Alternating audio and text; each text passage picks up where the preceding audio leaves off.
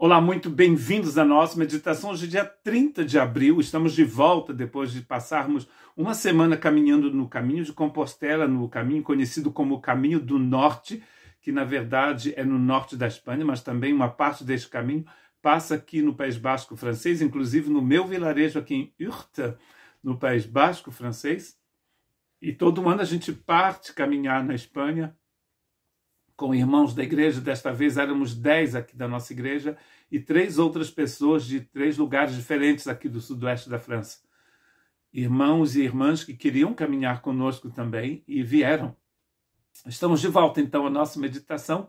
Se eu tiver tempo eu vou também comentar sobre as meditações do Caminho de Compostela, que este ano foram somente em francês, porque eu estive viajando em Portugal antes de partir pelo Caminho de Compostela e não tive tempo de fazer em português. Mas todas as meditações foram baseadas em Romanos capítulo 6.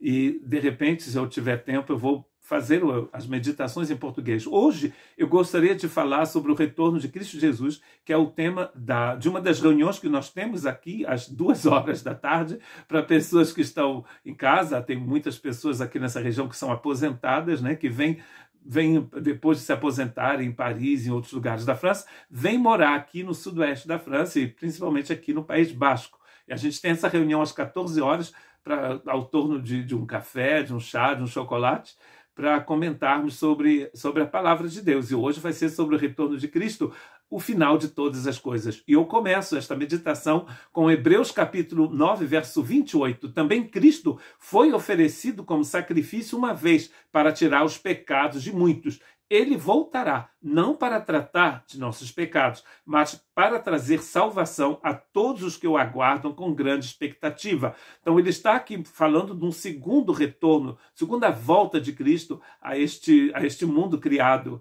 por ele. E o que nós chamamos então do retorno de Cristo. Também Cristo, começa o texto. Então, para que a gente entenda melhor por que ele falou também Cristo, nós temos que ler Hebreus capítulo 9, verso 27. E assim como cada pessoa está destinada a morrer uma só vez, e depois disso vem o julgamento, também Cristo foi oferecido como sacrifício uma única vez para tirar os pecados de muitos, e voltará não para tratar dos nossos pecados, mas para trazer salvação a todos os que o aguardam com grande expectativa. Então ele está dizendo aqui que da mesma forma que nós morremos, Cristo morreu uma vez e Cristo voltará. O mais importante aqui, nesse verso 27, é saber que nós vamos morrer. A gente nasce, cresce, estuda, tem diplomas ou não, né? Encontra um trabalho ou não, se casa, tem filhos, tem netos e a gente morre. Né? Todo mundo vai morrer. Todas as pessoas que estão ouvindo essa mensagem vão morrer. Olha que mensagem interessante, né? Isso vai ajudar a gente a viver de uma forma mais sábia, como vai nos dizer um texto de Pedro, que a gente vai ler no final desta meditação. Eu li Hebreus, e agora eu vou ler Pedro, capítulo 2, verso 3 e 10. Contudo, o dia do Senhor virá como ladrão.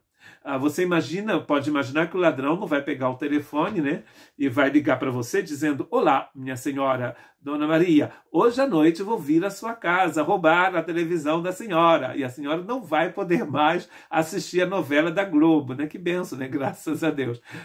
Ninguém precisa assistir novela. Não, o ladrão não liga para você. E ele está dizendo aqui que Jesus virá como um ladrão. Ou seja, ninguém está esperando que ele venha, e ele vai vir. Os céus desaparecerão com um terrível estrondo, e até os elementos serão consumidos pelo fogo, e a terra e tudo que nela há serão expostos, vão desaparecer. Na minha versão em francês. Olha que interessante aqui que ele está dizendo que o retorno de Cristo, essa segunda volta de Cristo, também marca o final de todas as coisas. É como a gente vai ver no nosso último texto, o final de todas as coisas é no dia em que Cristo vai voltar. E não vai haver mais terra, segundo esse texto de Pedro. Tito, capítulo 2, 12 e 13, nos fala da graça de Deus, que começa, aliás, no verso 11. E Paulo está dizendo: somos instruídos a abandonar o estilo de vida ímpio e os prazeres pecaminosos. Neste mundo perverso, devemos viver com sabedoria e devoção, enquanto aguardamos esperançosamente o dia em que será revelada a glória de nosso grande Deus e Salvador Jesus Cristo. Nessa versão a palavra graça não aparece, mas esse texto está falando da graça. A graça que se manifestou, ela nos salva. No verso 12, ela nos educa a vivermos uma vida sem pecado e ela nos ajuda a guardarmos esperançosamente um dia que será revelada a glória de nosso grande Deus e Salvador Jesus Cristo. Interessante que Jesus Cristo aqui é chamado de nosso grande Deus e Salvador. Olha que coisa linda. Porque ele é nosso grande Deus e Salvador. Olha só que importantíssimo aqui, a graça que te salva é a graça que te ajuda a caminhar, é o pedagogo, né, que é a palavra utilizada aqui, e essa graça também nos ajuda a guardarmos o retorno. Ela nos dá essa esperança. Porque viver sem esperança é uma tragédia, minha gente. Pessoa que vive sem esperança, ela não consegue viver direito, não caminha direito. A gente caminhou ali na Espanha durante uma semana, né? Fizemos mais de 150 quilômetros, subindo e descendo na Cantábria, nas Astúrias, contemplando a neve nos picos da Europa e as margens do Oceano Atlântico, né? Numa paisagem deslumbrante, maravilhosa. Nós estávamos caminhando. A nossa esperança é que a gente sabia exatamente onde a gente ia dormir. O que eu falei para os meus peregrinos. Todos os albergues foram reservados pelo pastor da igreja, este que vos fala. A gente sabia exatamente onde iríamos dormir. Isso nos dá esperança. A gente sabe em que cidade, em que vilarejo, que é o pueblo, vamos chegar. Nós sabemos para onde estamos indo. Por isso estamos esperando, estamos aqui aguardando esperançosamente, diz Pedro. No dia em que vai ser revelada a glória do nosso grande Deus e Salvador Jesus Cristo. 2 textos de João, onde Jesus vai falar de ressurreição do último dia, para mostrar para vocês que a ressurreição e o retorno de Cristo falam da mesma coisa e tudo acontece no último dia. Em João 6, 39 e 40, Jesus diz: e esta é a vontade de Deus, que eu não perca um sequer de todos os que ele me deu, mas que ressuscite todos no último dia. Todos serão ressuscitados no último dia. Pois é a vontade de meu Pai que todo aquele que olhar para o Filho e nele crer tenha a vida eterna e eu ressuscitarei no último dia. De novo, minha gente, o último dia é um dia de ressurreição. Mas nem toda ressurreição vai ser gloriosa, né? Muita gente vai ressuscitar para o julgamento, como vai nos dizer um texto de Paulo. Outro texto de João, em João capítulo 5, verso 28 e 29, Jesus, ainda falando, diz: não fiquem tão surpresos. Na verdade, vem um tempo em que todos os mortos ouvirão em seus túmulos a voz do Filho de Deus. Todos os mortos. Imagina que dia incrível vai ser esse, quando todos os mortos de todos os tempos vão ouvir a voz do Filho de Deus. E ressuscitarão. Aqueles que fizeram bem ressuscitarão para terem vida eterna. E aqueles que continuaram a fazer o mal ressuscitarão para serem julgados. No mesmo dia todos ressuscitarão. É o que o texto está dizendo. Embora tenha muita gente por aí falando uma outra coisa.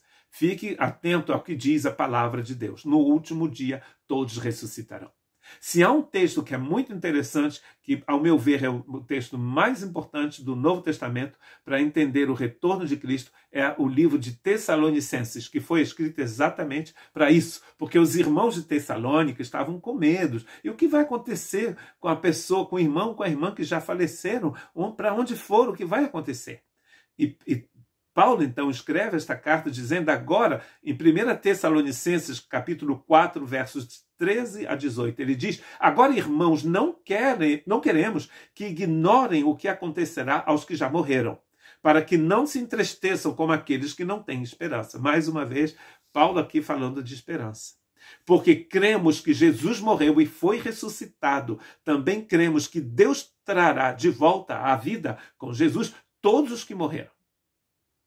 Dizemos a vocês pela palavra do Senhor, nós, os que ainda estivermos vivos, quando o Senhor voltar, não iremos ao encontro dele antes daqueles que já morreram.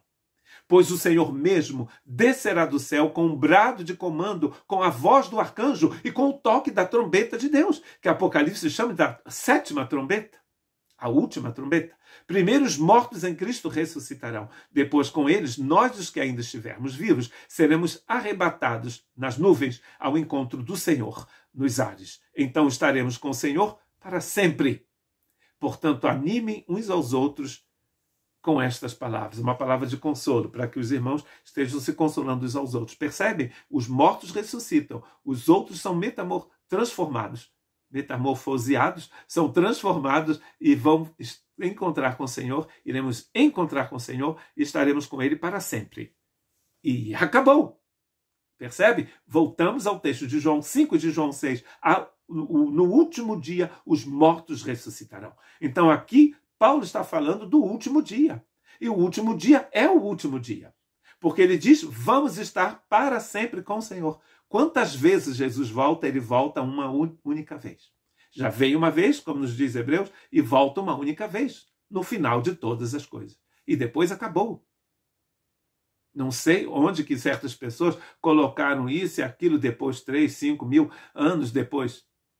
Todos esses números simbólicos de Apocalipse. Não leia Apocalipse pensando que Apocalipse fala dos finais dos tempos. Também fala, mas Apocalipse foi escrito principalmente para revelar Jesus Cristo. É o que a palavra Apocalipse quer dizer. É a revelação de Jesus Cristo. Não é a revelação dos finais dos tempos. Tessalonicenses fala explicitamente, claramente, do que vai acontecer.